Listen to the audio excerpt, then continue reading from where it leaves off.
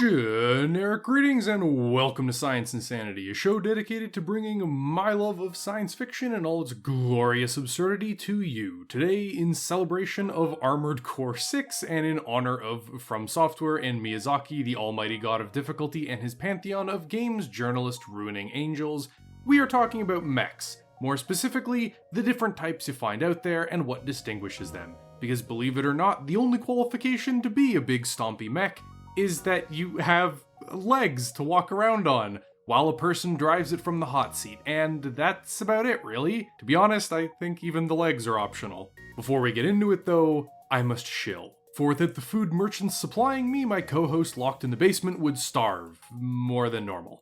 If you'd like to support Science Insanity and get access to all of our content a day early, then check out our Patreon and buy me a coffee to keep me going well into the early morning, or feed Steve to keep him around. And if space bucks are hard to come by, check out our other videos, like, subscribe, all that, since every little bit helps. And with that, on to the video. Mechs! From the giant and stompy to the slow and plodding to the fast and flexible to the dudes in cardboard boxes. If there's one thing that science fiction is more obsessed with than spaceships and lasers, it would be building-sized robots that punch and shoot the hell out of each other. However, despite how simple the description is and how much I desperately want to talk about Armored Core, I think it would be a good idea to first explain the different types of mechs out there. Since just like every other aspect of sci-fi, there have been 1,000,001 different takes on them. They do, however, fall into a few broadly identifiable categories, and according to my post-singularity intelligence level, those would be, very simply, walking tanks, humanoid war machines, and rule of cool robots. The first, and probably most likely to actually exist, although highly improbable for many reasons,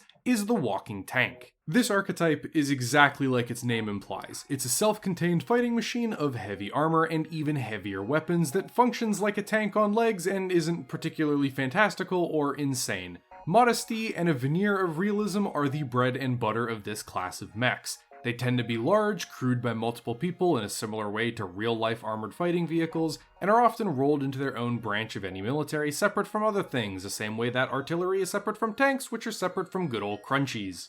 With walking tanks, there's also usually some level of effort made to explain why they exist, or what they would have led them to be created as opposed to a better non-legged tank. Some great examples of this are the mechs from Battlefield 2142. While the idea of a house getting up and walking to war is far-fetched, these things still make sense in the lore of the world. Runaway climate change has left the world a mix of frozen, snow-filled tundra and glaciers, while the rest is rapidly expanding deserts and dust. These big stompy lads were meant to make moving through these environments easier. While tanks might get bogged down or stuck in terrain like that, the much smaller by surface area legs would sink into the sand or snow until they hit something that could support their weight, then they simply start walking through it, snowshoe style. The legs also let them crouch and stand taller, meaning they can peek over or hide behind buildings in the oh-so-common urban battlefields. They're big, slow, and essentially just normal armored assault vehicles, but on stilts rather than wheels or tracks. Generally, the walking tank-style mech is a more grounded evolution of power armor or real-life military tech that was developed for a specific purpose or strategy on the modern battlefield. They're also often some of the most boring in my opinion for this reason. They just don't feel as powerful or as entertaining as the other mech types we'll cover. On the other extreme, we have the rule of cool robots, or dudes in cardboard boxes. I have come to view them as such because, look, this is blatantly insane. It's stupid and dumb and it makes no sense, but it's straight up awesome, and no one can tell me the Mach 10 pile driver isn't amazing.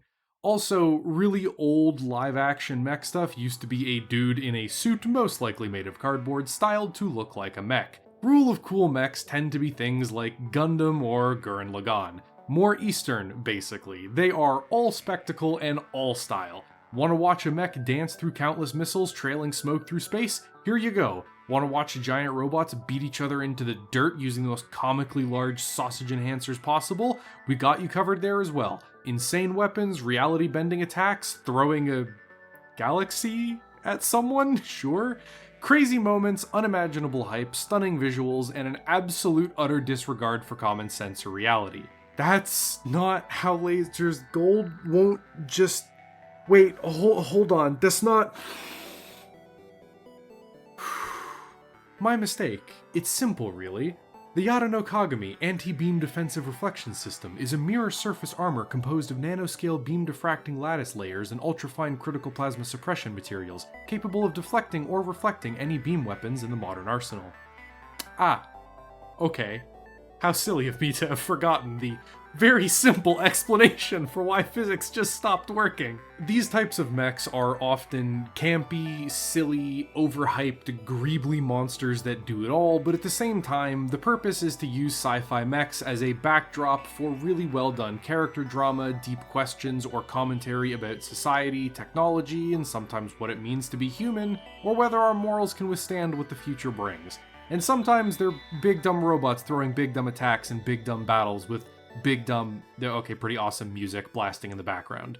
The other defining characteristic of the Rule of Cool mech is that they are almost always piloted by a single person and take very accurate proportions to a regular old human, including the limits of movement a human has.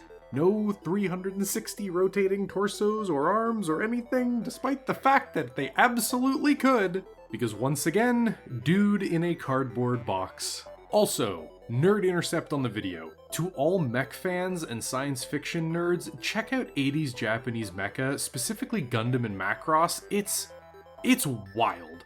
Even if you don't like this style of mechs, which I kinda don't, you owe it to yourself just for the experience. The spaceships have bad guy helmets, the mechs are wearing diapers, moving fast looked like whatever this is, robots can glitch slide across the ground. How are you doing that?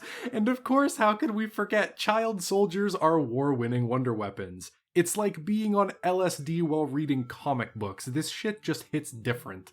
Anyways, back to some semblance of a video on mechs and science fiction tropes. As for the last general category of mechs, we have the humanoid war machines. While walking tanks might be grounded and more modest, and Rule of Cool bots are just pure balls to the walls hype, the humanoid war machine is the gradient between them, filling out the moderate part of this slider. They're often more humanoid in appearance than the walking tank while being more fluid and mobile, but they retain the very obviously machine aspect of, well, being a giant robot. And I say humanoid because often their appearance is bipedal with identifiable arms, legs, and a head, but their proportions or components are very clearly not human. Leaning towards the walking tank side of the gradient would be an IP like Battletech. We have all the big stompy robots, from the small and speedy to the big and beefy, vaguely humanoid, but slow, plodding, and carrying literal tons of armor and weapons. Despite looking at first glance like a walking brick shithouse of armor and guns pretending to be a mech, Battletech is very definitively somewhere between the first two categories due to its more fantastical elements. It's common for mechs to get in close and pummel the hell out of each other. Melee is very, very common in the Battletech universe, as are jump jets and seeing lighter mechs all but fly across the battlefield. There are land-air mechs, which are straight-up airplane, stompy robot hybrids that can actually fly. And there are, frankly, silly things called Franken-mechs, which are just many bits and bobs from every other vehicle possible bolted together somehow working. Leaning more towards the Rule of Cool are things like Titanfall. The titular titans from this title are fast, often jumping or boosting about the battlefield. They carry colossal weapons and often have the funny hit stick to slap people with, and if not, a haymaker from the Iron Giant will still vaporize some poor infantryman's torso.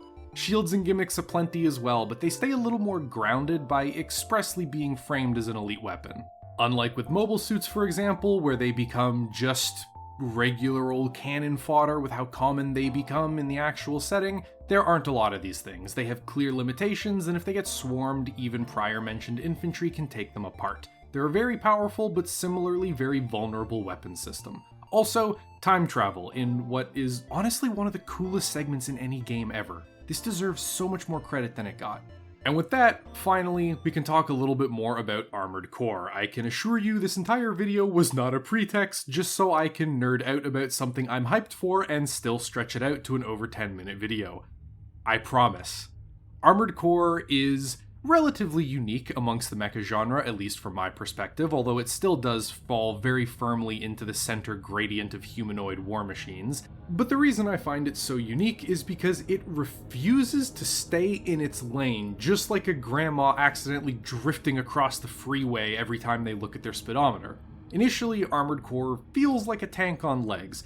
They're big and bulky and slow, turning takes forever, and the weapons you have, while effective, are nothing impressive. It feels like you're trying to fight in an Abrams, but you're the only person in it, awkwardly shimmying around to try to do what needs to get done. And that's the early game experience. It feels pretty grounded, almost like you're walking around in a really big tank, but by late game, Armored Core feels like the heights of Gundam, missiles filling the sky in non-stop trails, colossal energy weapons, and stupid barrages of artillery and guns, all the while hordes of enemy trash mobs get mown down around you.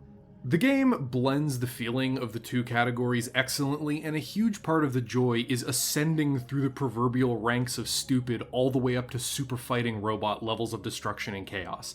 Armored Core also embodies the multiple groupings I came up with at the beginning, because while the loadouts you can bring, they're just so varied. Want to be slow and beefy without much ability to dodge and carry an entire America's worth of weapons? Tank treads or quad legs, and off you go to glory with the entire freedom arsenal behind you. Want to zip around and fly while using small precision weapons? Bam! High heels on your mech. Have fun with your femboy robot. It's always felt like a seamless blend of the different styles of mechs in science fiction, coupled with the nut-busting difficulty and punishing style of gameplay, and Armored Core, the good ones at least, become an all-you-can-mech buffet. They are fantastic. And that is functionally the video. A discussion on mechs and sci-fi, the different kinds there are and what they're usually doing, plus a not at all subtle pretext for talking about Armored Core. And speaking of, I lied. This entire video was just an excuse for me to nerd out about mechs in general and Armored Core in specific, and plug the fact that next week's lore episode is going to be an overview of said game franchise, because AC6 is coming out. We had the gameplay reveal trailer a little while ago. VaatiVidya made an entire ass video off of like a 2-minute trailer. And overall, it's just gonna be so much fun to tell Steve about the Human Plus program, the Armored Cores, and the never-ending corporate mercenary hellscape that embodies that science fiction universe. Again, this is all my opinion and thoughts for this little discussion piece, so I would love to hear your opinions on thoughts on the topic and any suggestions you might have for future discussion videos of this type, because I have an infinite number of opinions to blow out there on the internet, and I love listening to myself talk, so feel free to suggest other things I could discuss. Before we end off though, I gotta thank all the Psy patrons for their incredible support, and the ongoing fund of space bucks they're providing so I can feed Steve. A big thanks to David G, the original, Augie, 11 Bravo Crunchy, Terry Higgins, Pedro Munaz, David G, the other one, Silencer, whom I forgot to mention in the last video, oops, and Vox Apollyon. Thank you all very much for your support, I appreciate it greatly. I hope it'll continue in the future. And with that, the video is functionally over. Next up, we're going to be talking about Armored Core in the next lore video. Also, outros are hard. Goodbye!